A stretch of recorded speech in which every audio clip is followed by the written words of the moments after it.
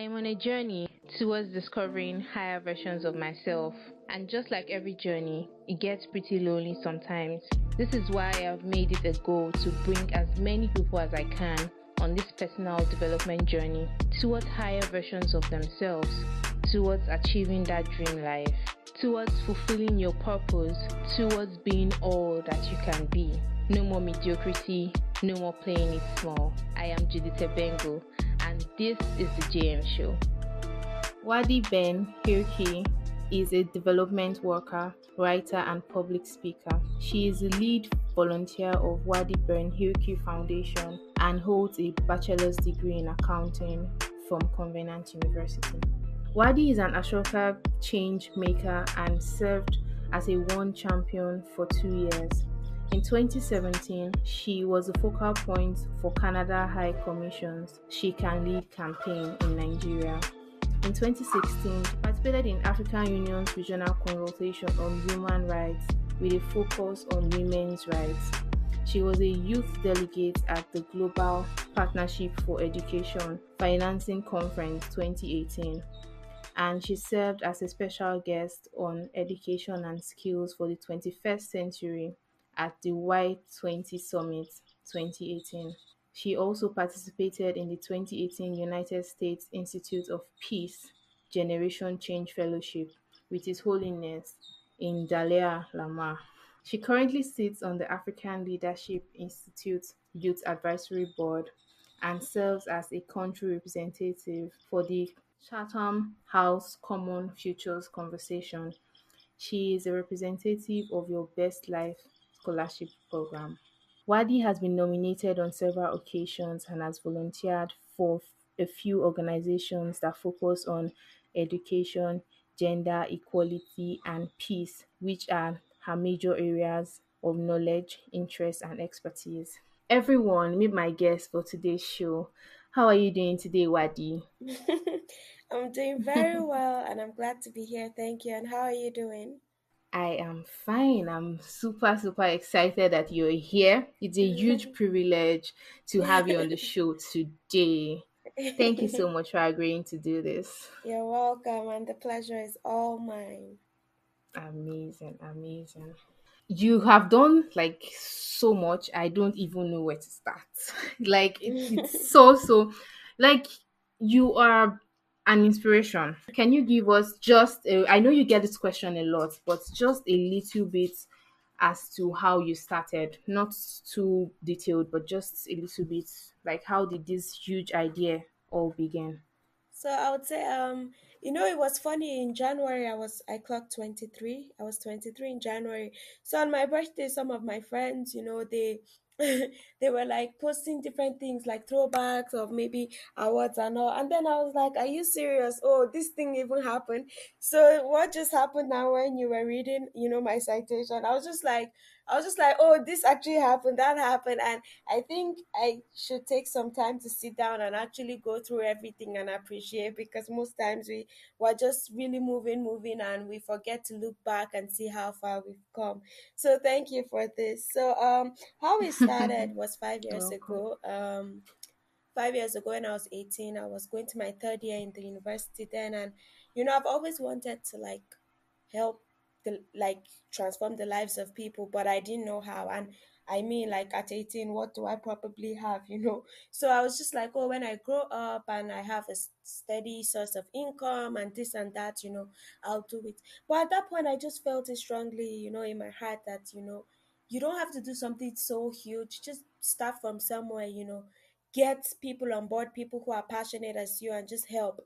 And then I was just really, because I come from the north. I come from northeastern Nigeria precisely, and I'm sure we all know about the challenges there, the insurgency, child marriage, and so many other issues, lack of education.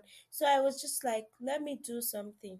I did not know how fast or how slow, we would grow. Sincerely, I didn't. All I had then was my passion.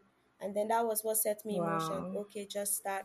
So this is the summary. Like, I saw the need, for urgent action, and then I decided to just start in my little way in 2015. Yes. Wow. Like, see what little has become now. That's amazing. I'm going to highlight some points that you just talked about. So you talked about starting at 18. First and first, that's a wow, because I feel that a lot of, like, having that dream at that young age, at 18, most people are probably not even thinking that. So yeah, thank you so much. And thanks for acting when you said you saw a need and you acted based on that. Thank you so much. I watched your Al Jazeera Inside Story interview, and you mentioned something there that you've said again right now. You said you did not have enough funds to start, but you still went ahead to begin the foundation. A lot of people have dreams, and it seems like finance is the big deal, and most people do not actually go ahead, even if it's something that's going to impact lives of people. But when they just weigh the costs, some people are like, okay, I don't think I have this right now. So for you, was it a mindset of the money would come, or you had some structures in place that really helped you start? How did you go about that? So to be honest, I had no structures. Like I just like to be honest, I did not have like what I had then was passion. And then I would say that there's something with will. They say when there's a will, there's a way, and it's no jokes. Like all these things sound cliche, but they're not. I'll give you an instance. That time I was just like, okay, when most times we want people to support us just because they want, like, on a like pity note, let them just pity me and support, maybe to donate, or maybe you're selling something and to buy. But I think that isn't sustainable. Like, for how long will they keep pitying you? So you just have to bring value. You just have to show that you believe in this thing as much. Because why would someone believe in something when you yourself, you have not shown like that you really believe in this thing? So when they see, they come on board. And for me, then my creativity was okay. Let me get people who are as passionate. They don't have to give money, but they could give their talent, their skills, their time. Some would volunteer when we're going to the field. Some others, maybe they're good at photography. They'll say, okay, I cannot donate, but I would take pictures for you free. Others will say, oh, documentary, I'll do a documentary for you. Others, graphics design. Others. So you have to bring people on board who have different talents and skills. And I started thinking of outreach programs which did not necessarily need money as much then. So what would we do? I would write to maybe a school and say, let's partner. Let's do a clothes drive, a shoe drive, a this drive, like all these things, and give out. And then we started making a few things and selling to raise funds. So the thing is, structure wasn't there, but like the passion was there. And I'll tell people something. So I always believe that, if you're passionate about something, you don't have to start yet. There are platforms where you could learn from. For me, when I started, I still volunteered with other organizations that were already well established to learn from them. So for you, if you don't feel it strongly to start yet, you could just start by volunteering and learning, from those organizations before you start. But if you feel it strongly, trust me, there's no perfect time. We always say the perfect time. There's nothing like that. There will always be something wrong. And sometimes procrastination, how will I put it? Planning is a form of procrastination when you overplan. Oh, let this be this and that and that. Do you know one thing with me is I just think about something and I do it, and if it doesn't work out, fine, I learned.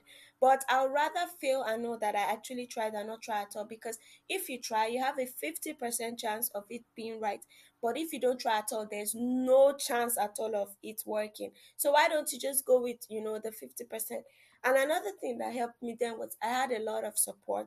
But I had people who were, what is this person doing? Ha, like joking, like, which change do you want to make? Which one do you have? Stuff like that. But what would you do? You will shut your ears off all those noise. Don't feel discouraged. Just like be so passionate about this thing that you don't have time to listen to what this person is saying or not saying. And one thing I that helped me was I had no business in proving anybody wrong. I only wanted to prove myself right. To say, wow, you believed in this and it worked. I didn't care about whether I was going to prove anybody wrong. And that's what has helped me. It's people that even come and say, you know what, then I didn't even believe in this, but you look at things are working. I'll be like, oh, you didn't. Oh, wow. I don't even care like who believes or not. And I don't care to prove anybody wrong. I just need to, look back and tell myself, wow, look at how far you've come. And that was what helped me really. So most times we're very, very scared. I don't think most people are scared of failing.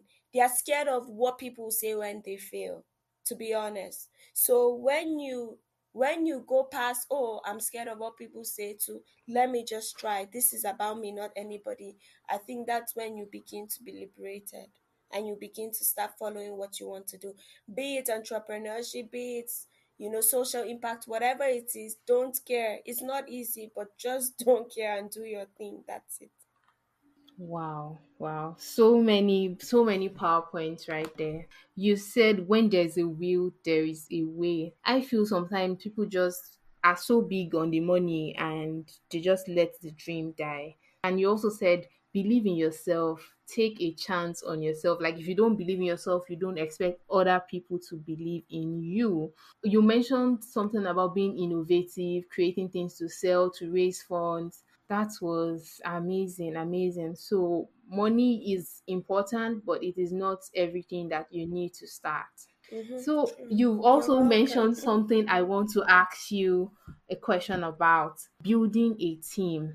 How did you go about this? How do you go about building a team and managing people? Because most people, when they talk about like huge challenges they have to face, talk about, oh, people, I don't know how to deal with people, this person is troubling, my person is frustrating me and all that.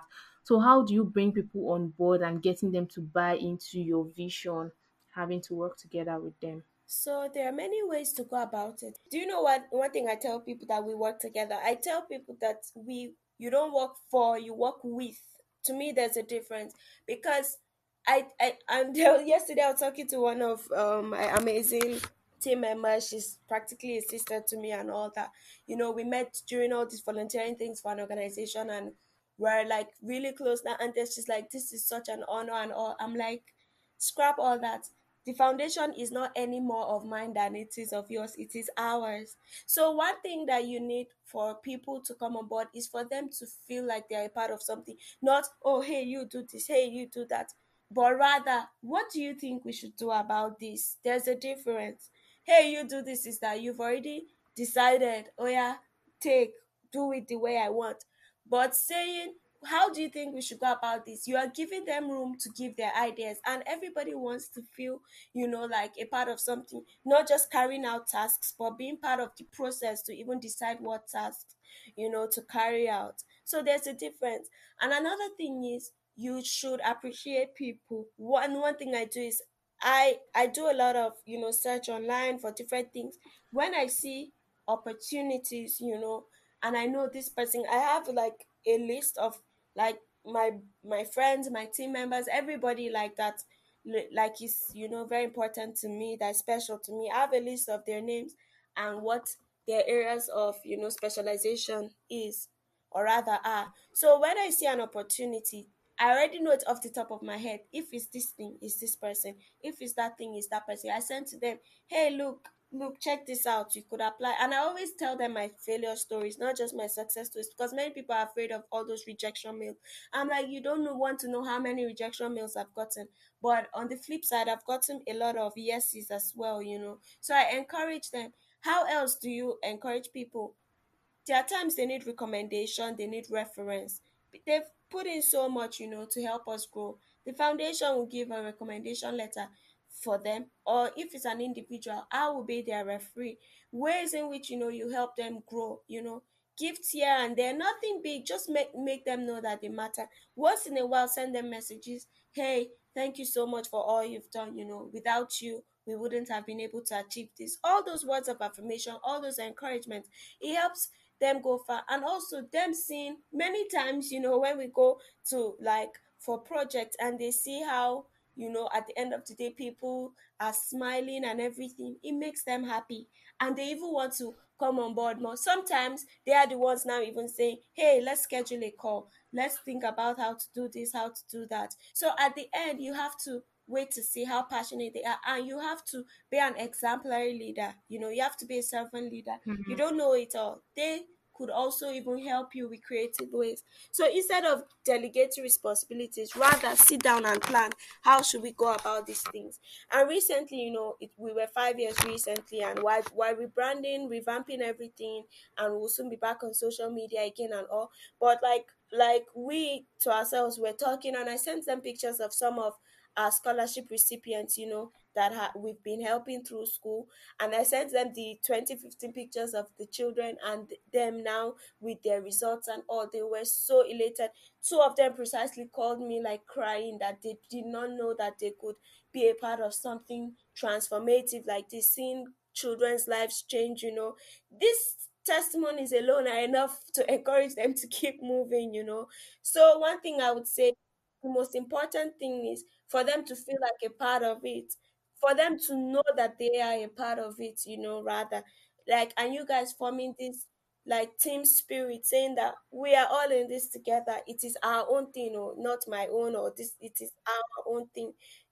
So that those are ways in which you keep them moving. And to be transparent with them, to be honest with them, this is it. Oh, these are our challenges. Oh, and when opportunities come, this is it. Just be transparent with them, and make them know that it's not like they're not just there because you want them to build your own thing, but you guys are building it together. And make them know that you are also interested in their individual growth by giving them access to opportunities when they're like submitting something, if you have time to proofread them. Because for me, I would say I'm privileged to have experience in applications and stuff like that. So most times I'll be like, guys, if you're applying for something and you need someone to proofread your essay, send them to me, or like, we are all in this together. These are ways in which you Wow. help them know that you are also interested in them as individuals, and them in them as a group. Yeah. Wow, that's amazing. You're such an amazing leader. Like from what you've said, I'm like, can I be a part of your team? Yeah.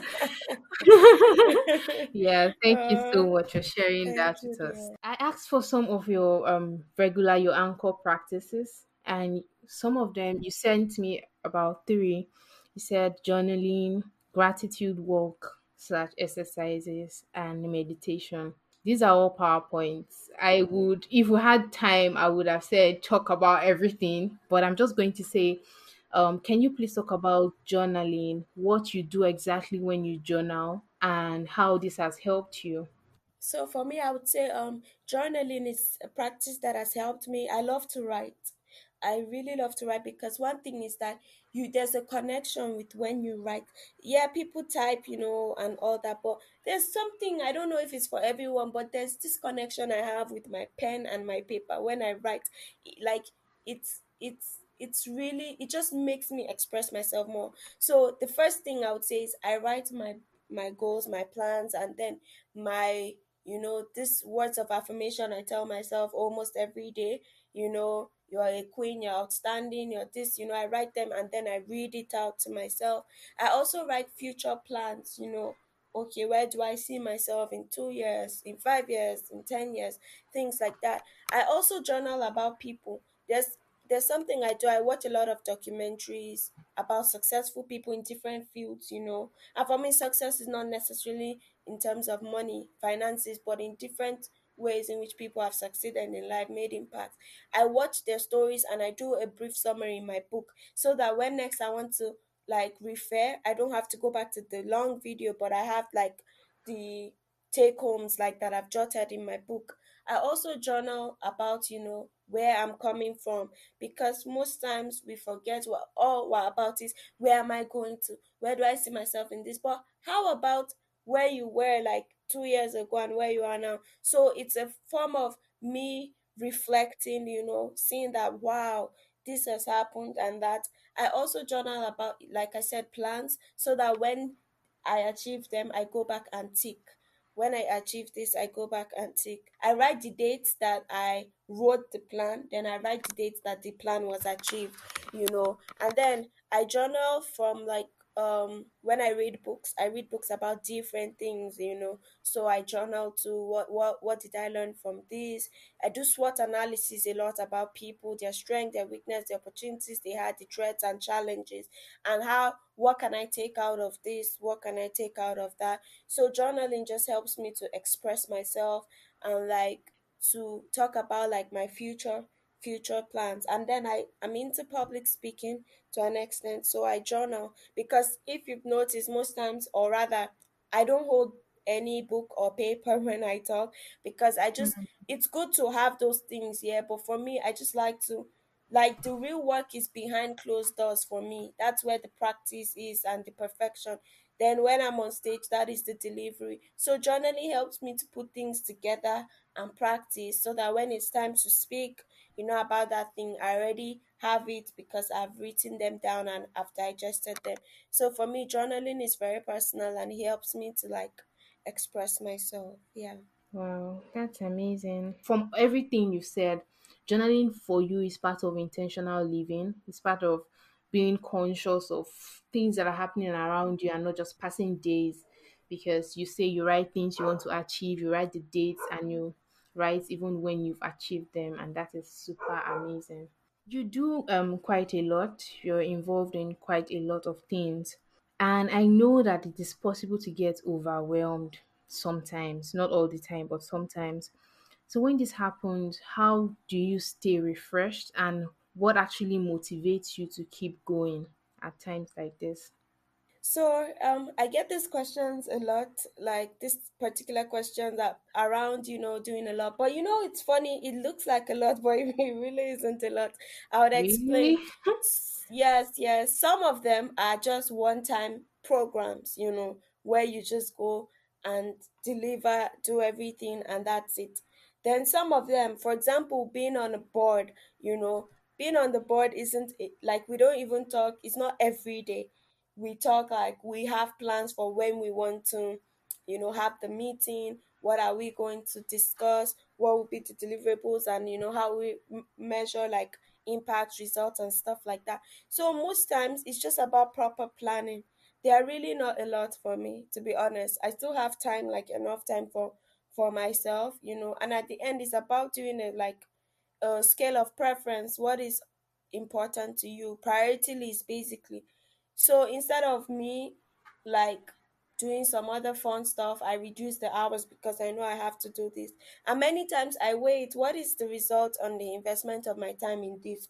If I don't see something tangible, like I wouldn't really be there. Or because there are many times I have many, oh, can you be in this, that, and when I wait and I see I can't, it doesn't fit into my plans or whatever, I don't. For example, I could get like a mail that, oh, you speak so well, would like you to come and talk about climate change. I'm like, yes, I know that climate change is important, but I don't know much about it. So I would rather nominate someone, or I would rather you find someone else. I'm not interested. Or not that I'm not interested, rather, I'm not as passionate because I don't even, it's not something of pressing need here. That's why in my profile, I strictly wrote education, gender equality, and peace. So whoever sees it knows that like these are the three. There are other things I could like just have knowledge about, but not in depth. So it's really not too stressful. Why? Because there are even other people that come on board, and you do it together. That's where, the teamwork comes to life, where you don't only do it by yourself, but there are other people that you rub minds with and all. So to be honest, they're overwhelming sometimes. Let's not lie, because sometimes there's a lot of work, to be done. But generally, I don't think it's overwhelming like that. I wouldn't be able to catch some break and all that. It's very flexible. People don't just, or maybe I think it's flexible because I'm passionate about it. Yeah, that's But for another me, thing. I actually think it's flexible. Yes. Okay, amazing. Thanks for sharing. You've actually mentioned prioritizing and planning, and those are really, really important things. And then knowing what is important to you, and it helps you pick what you're involved in. Thank you. Those are PowerPoints. Yeah. So I'm also going to ask about another challenging moment for you. I saw from a post you made on Instagram about there was a time where you lost the ability to work. I think it happened twice. and yet you had to show up for your sister's wedding, you had to travel for two conferences at that time, and you were also having to undergo treatment, physiotherapy, and there was pain. Of course, there was a lot of pain at that time. What kept you on track with what you really wanted to do at that particular period? Thanks for asking. This question is something that many times people are like, "You are so strong," but to me, I don't think I am. I just think I don't have a choice. I Wow. don't know. Like, I actually don't know. To me, it's not strength. To me, it's just me living. But many people say it is. I don't know, but for me, I would say it's the will. One thing I believe is the power of the mind. Sincerely, there are things that practices, will help you do daily practices. They will help you believe. For example, power of the mind. Do you know there's something I read about the brain that the brain doesn't really know what not I don't know how to put it well, but in summary, something about the brain doesn't really know what is true, what is real. You are the one that tells it, what is real. That's why some people, because of maybe nerve issues, they like touch fire and they don't even respond, like they're like literally burning, but their body is not reacting. So it has to do with like the mind and all that. So sometimes when you put your mind to something, and when you make yourself believe this thing is true or this thing is not true, that becomes reality. Your mind believes it so much that it becomes your reality. Let me put it that way. So for me, in instances like that, I have to tell my mind, you have no choice, you have to do this thing. There's no option here. Like, I talk to myself a lot. Some people may find it weird, but I talk to myself. I'm like, there's no option. You have to do this thing. You have to show up for this thing. You have to push, and all that. There are times where you take breaks, but for cases like those cases, I knew how important those things were. Last year, I couldn't go for a major conference because, yes, I was receiving treatment in India. But for the ones where I wasn't receiving treatment, I was in crutches, I had to push myself. I'm like, see, this thing is going to push you to another level. This is going to open a bigger door. So you have to push yourself. And I had to tell myself, like, this pain is only temporary. So why would you make it, affect something long lasting? So I had to talk to myself. I'm like, this will pass. But the repercussion of like you not accepting something, may be long lasting. So I had to just talk to myself. And for me, there's something I do, like sometimes I have to like look at like people that I care about. If I do this, will it make them happy? People I sincerely care about, like my sister. I had to show up. I mean, she would have understood, but I'm just like, this will be something memorable for her. So why not just show up? So for me, I always tell people, sometimes you think, oh, somebody's strong, but they may be strong, yes, but sometimes that's the only option you have, really.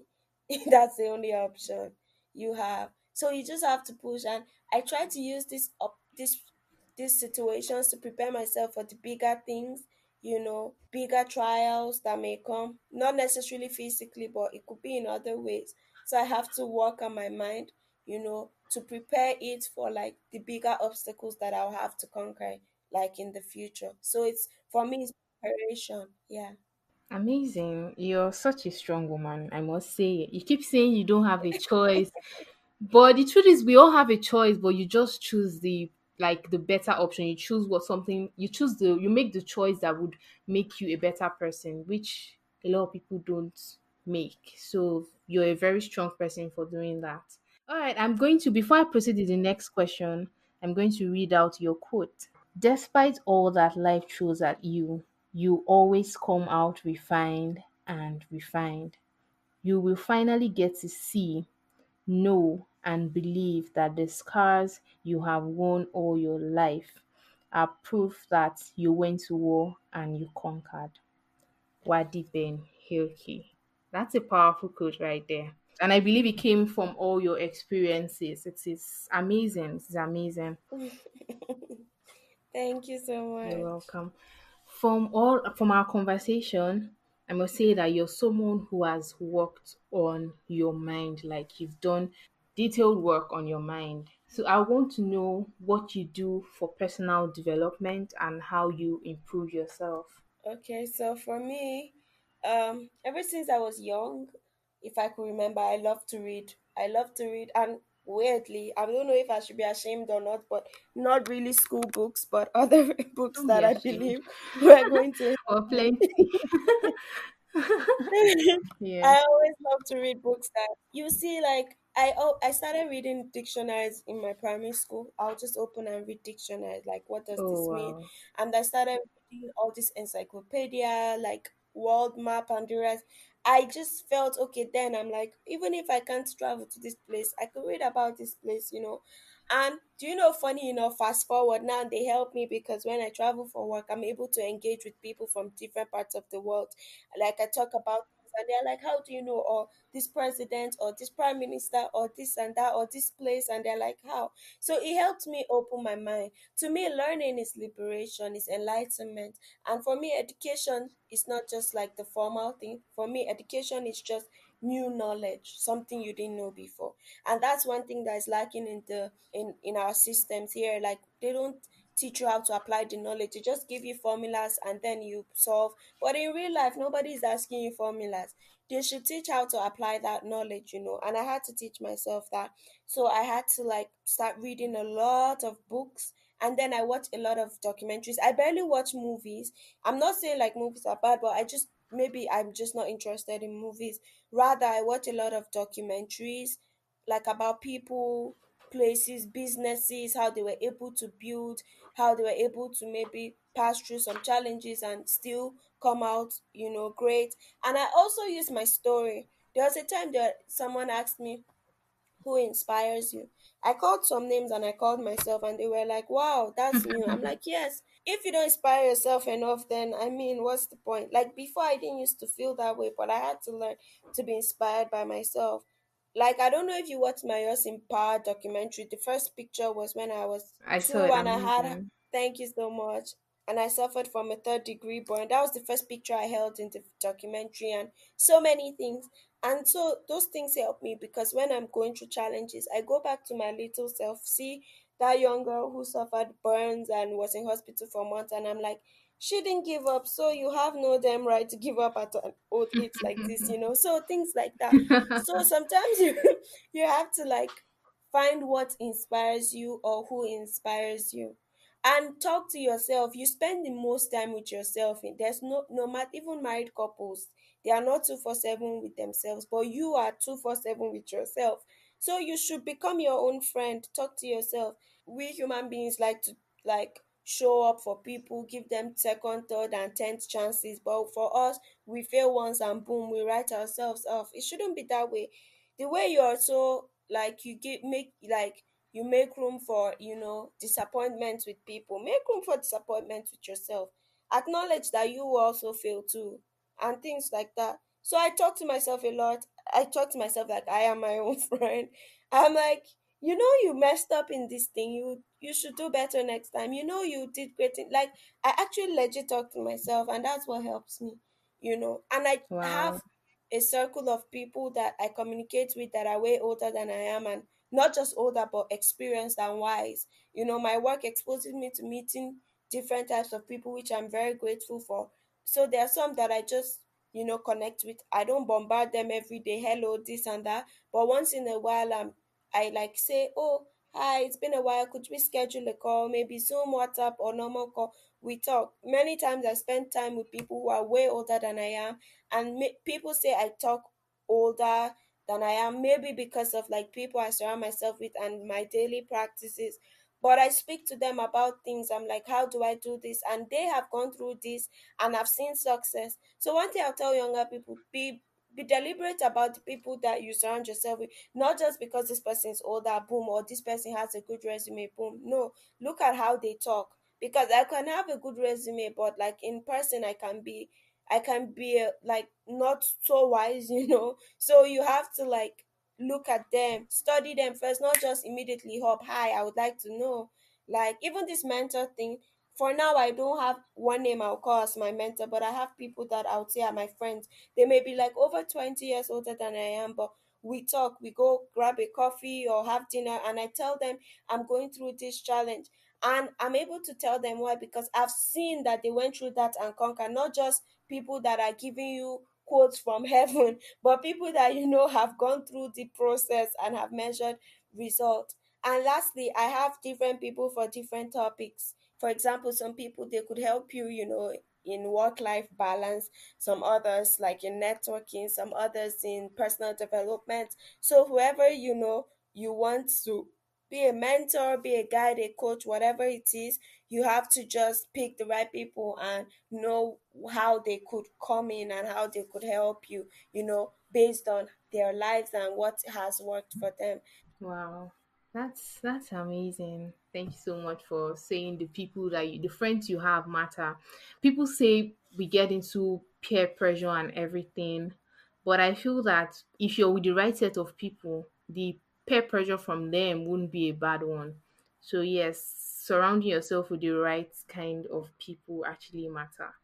Finally, guys, we've come to the end of this interview, and I have a long list of questions to ask you, but I don't think we can exhaust all of that in one day because you're just awesome. Mhm. You have Oh, so thank much you. wisdom, and we've learned Thank a you. whole lot from you. Do you have any project that you're working on that my audience can connect with you on, like contribute to, and where can we connect with you? Where can we get a glimpse of your awesomeness? We want to follow you like closely. Sure, sure we do. So the foundation has her own website, which is wbhfoundation.org. So wbhfoundation.org. There you would see stuff about the foundation, the project, how you could donate, like if there are opportunities for volunteering and all that. Like I said, we're revamping everything and we'll be back on social media. So from the website, you can also see links to our social platforms to join, maybe in the conversations and see if there are upcoming, outreach and stuff, how you could lend your voice basically. And if you want to connect with me personally, then I have my own website, which is wadibenhirki.com. So WADIBENHIRKI.com. So the foundation's website is wbhfoundation.org and mine is wadibenhirki.com. So these are two ways in which you could connect to me as an individual and then the foundation. Yes, so thank you so much and I look forward to connecting with you all. Oh wow. Yes, we'll definitely reach out, and guys, please be on the lookout. You want to definitely be on Wadi's team. You've heard everything she's talked about doing for her team members, and for me that's a lot because some people are in other places and you're not even cared. Nobody cares if you're moving forward, but she says it is a team and we're all in this together. Thank you so much, Wadi, for being on the show today. I had a really nice time. Oh, thank you so much for having me here. It's really a pleasure to be here. And thank you for, what you do and giving people the opportunity and platform to speak and for other people to know about the work that young people do. So thank you too for what you do. Yeah, you're welcome. Should do this next time. Sure, definitely.